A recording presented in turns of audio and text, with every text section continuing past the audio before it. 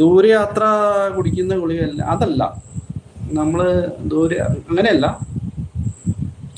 നമ്മൾ ഈ ജലദോഷത്തിന് കഴിക്കുന്ന ഗുളിക ഉണ്ടല്ലോ, അലർജി, തുമ്മൽ, ജലദോഷം, ഇത്ര ഉണ്ടാവുള്ളൂ, ചെറുത്. പല പല പേരുകളുള്ള ഗുളികയുണ്ട്. അത് നമ്മൾ കഴിച്ചു കഴിഞ്ഞാൽ അതിന് ചെറിയ സഡേഷൻ എഫക്റ്റ് ഉണ്ട്.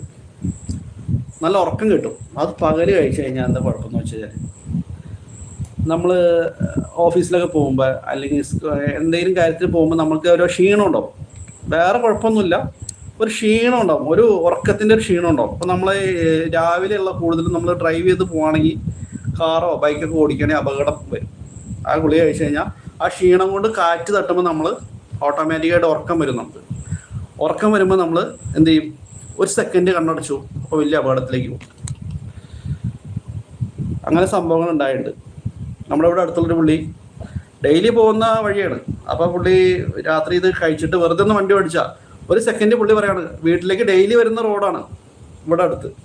അപ്പോൾ പുള്ളി ഇങ്ങനെ കയറി അറിയാണ്ട് പുള്ളിയുടെ അങ്ങോട്ട് ആ ടേണിങ്ങിലേക്ക് തിരിഞ്ഞപ്പോൾ അറിയാണ്ട് വന്നിട്ട് ആ മതിലപ്പം ചെന്ന് ജസ്റ്റ് ഇടിച്ച്, ഒന്നും പറ്റിയില്ല, പെട്ടെന്ന് ഇടിച്ച്, ഭാഗ്യം കൊണ്ടൊന്നും പറ്റില്ല.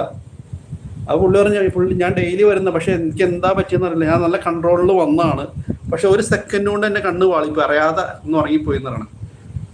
പിന്നെ പുള്ളി ആ യഥാർത്ഥത്തിലേക്ക് തിരിച്ചു വന്നു. അതാണ്